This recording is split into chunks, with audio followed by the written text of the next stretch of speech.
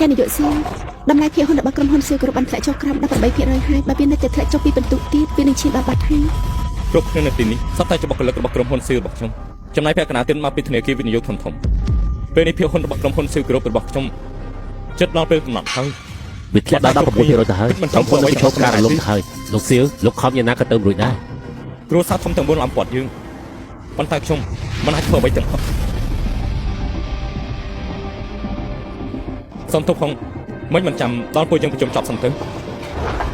អាគារនេះចិត្តរត់រលំហើយប៉ុន្តែអគ្គនាយកសៀវនៅតែអាចរក្សាបានជំហរជួបព្រៀងនេះបានទៀតមិនខុសទេព្រោះចំណាយពេលតែ8ឆ្នាំអាចដឹកនាំគ្រួសារសៀវនៅហើយចៅឲ្យខ្លាយជាគ្រួសារចំនួនដែលលេចធ្លោបំផុតជាងគេនៅទីក្រុងហើយចៅហើយការប្រឈមមុខនឹងវិបត្តិចំនួននេះសៀវហើយឈុនបានត្រឹមតែទទួលយកជោគវាសនាខ្លួនប្រហានអញជាអ្នកអនាម័យសោះមិនក៏ហ៊ានមកនិយាយស្អីឲ្យកត់ទុំនៅទីនេះម្ល៉េះជំរឿការជាងខ្ញុំសុំខ្ចីកុំព្យូទ័រប្រើបន្តិចមក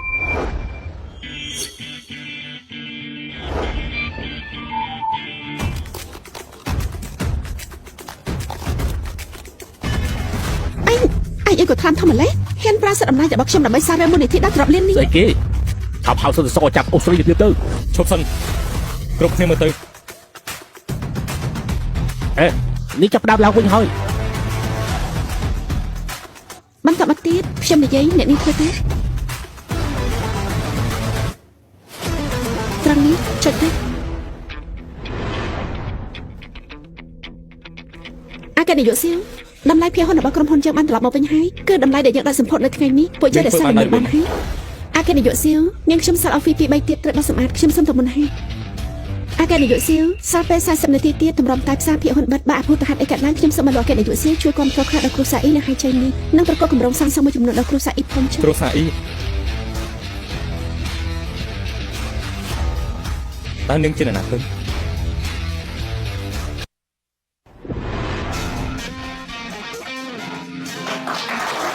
មិនស្មានថាក្រុមហ៊ុនសៀវយើងមិនត្រឹមតែមិនខ្សែធនទេនៅរកបានដល់រាប់លានទៀតបានហើយនាងចាំតាក់ទងទៅក្រុមហ៊ុនអ៊ីហើយការសាងសង់គម្រោងទី9ប្រគល់ឲ្យពួកគេទាំងអស់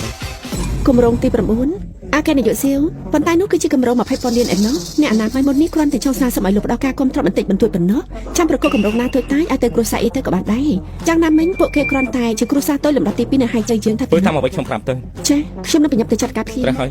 ទៅស៊ើបមើលតាសញ្ញាអ្នកអាណាម័យនោះផងនឹងអាចស្ដារវិបត្តិនេះមកវិញបានអញ្ចឹងមានន័យថាការធ្វើចំនួនរបស់នាងលើកពីសៀវឲ្យឈន់ខ្ញុំទៅទៀតចា